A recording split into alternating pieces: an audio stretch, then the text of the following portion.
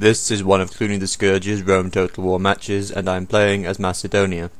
I've taken 6 units of archers, 4 units of phalanx pikemen, 2 of whom form a secondary line to protect my archers behind, and 2 on either side to cover my flanks, and 4 units of King's Royal pikemen, all with the gold weapon upgrade, and they form my forward battle line.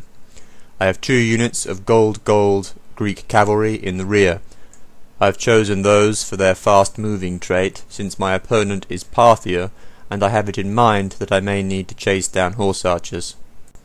My opponent, Marcus, playing as Parthia, has taken 3 units of archers and 2 units of slingers, who form a skirmish line at the front of his army, 6 units of eastern infantry, who form a main battle line, 3 units of hillmen, upgraded, who form a secondary line in reserve, 3 units of Bedouin warriors, that's light cavalry riding camels, so enemy cavalry facing them suffer the frightened by camels effect.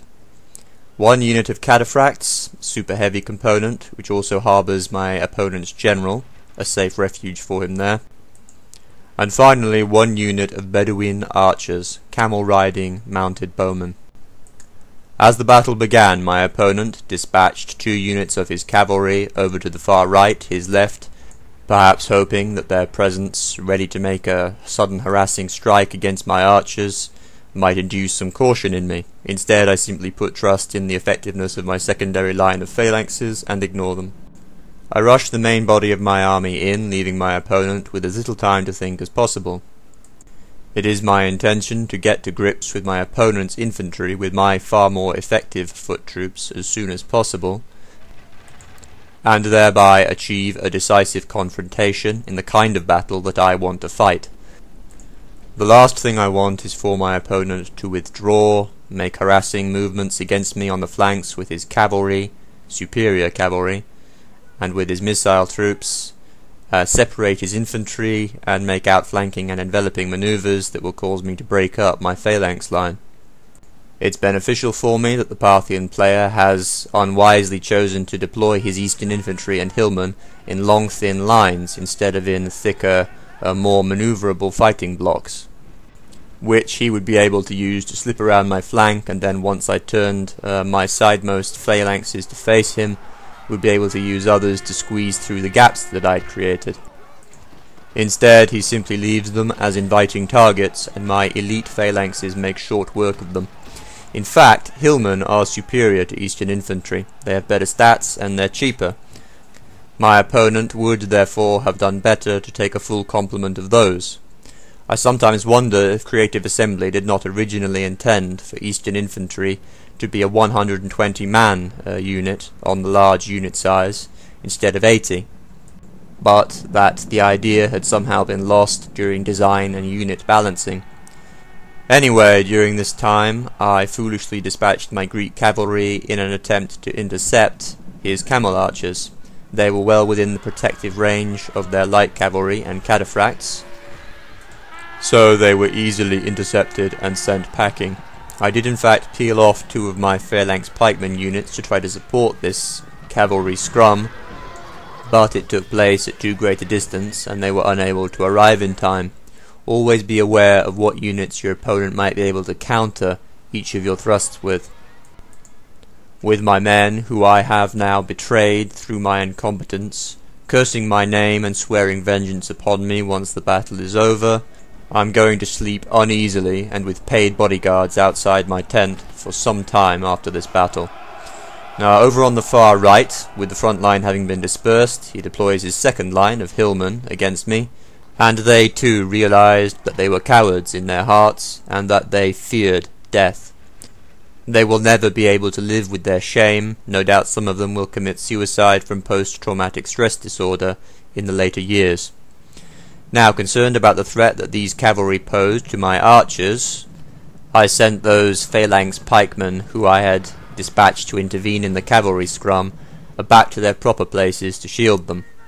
With the final Parthian infantry now having their education in pain and misery fully rounded off at the Macedonian finishing school of Sarissa for gifted corpses, and a few of them being set fire to in honor of the graduation ceremony, I'm now faced with the prospect of having to use my infantry to chase down his remaining archers and slingers. I can do this without any great fear though, because my opponent has foolishly sent his cataphracts and remaining Bedouin warriors on a pointless chase after my regrouped remnants of those Greek cavalry. I have perhaps 10 men left there. It's a useless, insignificant target. Now he brings those Bedouin warriors that he'd sent out to the far right back in, and they are, bizarrely, marching in single file. Look at this guy way out at the back. He even stops his camel for a little while just to make sure that he's going to come in last. A smart man who understands natural Macedonian superiority. If all Parthians were like him, there wouldn't have been any need for all this useless bloodshed. Macedon would have its rightful place as ruler of all Asia by now. At any rate, I warded them off quite effectively with my phalanx pikemen and bowmen. Now, in finishing off these archers and slingers, I decide to send my infantry chasing after them. On skirmish mode, of course, they automatically retreat, which keeps them from firing at least, but I'm going to have difficulty catching them. Perhaps in retrospect it would have been better to simply hold my infantry back while my archers cut them down. Instead, I allow my rearmost phalanx to become exposed to the regrouped eastern infantry and hillmen that have recovered after their shattering blow at the front line. My opponent has an opportunity to make enveloping moves to surround, break up this phalanx and destroy it by sheer numbers. Instead, he simply selects all of his regrouped units, double right-clicks them in to attack, and feeds them into my spears like paper into a shredder. I now am about to make up for having betrayed my cavalry at the beginning of the battle by betraying some of my infantry as well. After these soldiers do sterling service in crushing these remaining infantry, displaying all the finest soldierly qualities of discipline and courage, I'm going to get them all killed, as you will see in a couple of minutes. That's a literary device called foreshadowing. It's supposed to make you wonder how I'm going to get them killed, and thus increases your interest in the remainder of the video. My opponent displayed such bloody-minded determination in pursuing those Greek cavalry that he took his cataphracts all the way back into the main body of my army after them and ran them right into the front of a phalanx pikeman unit. Combined with the panicked by fire attack effect from some flame arrows, they rout. They will regroup, but in the meantime they suffer the extreme humiliation of routing right past the very same Greek cavalry they have just been trying to kill for the last 3 or 4 minutes. And I just burned some of those self-same men to death, did you notice? My troops love me, they'd do anything for me, they'd follow me into hell and back. So, these are those Bedouin camel riders who I had previously warded off. They've come back for more, probably not really sure what to do now that the battle seems to be turning against them. And my Greek cavalry and fire attack, plus concern over exposure of their flanks, no doubt, causes them to rout pretty quickly. Watch those camels burn. I wonder what roast camel actually smells like. I have an idea that it would be something like the smell of a shoe so old that the sweat has become impregnated in the inner lining. Anyway, here's the fate of those King's Royal pikemen who I leave out of phalanx formation and completely ignore while those regrouped cataphracts charge into them and crush them without any resistance. At this time my attention is focused on the events with those Bedouin camel riders you just saw. Consequently, I didn't even know this was happening until it was too late. No doubt it would have been a great comfort for them to know that. I fully expect that when I die, their souls will be waiting for me on the other side, having had many years to plan how to exact their vengeance. Nevertheless, as the rest of my forward foot troops hunt down and destroy the rest of those routing eastern infantry, keeping them from regrouping, and also pursue the slingers and archers to the edge of the map, I am well within reach of victory. These are those camel archers who lured my Greek cavalry out to their destruction in the first place. They now get their just desserts. I burn them to death.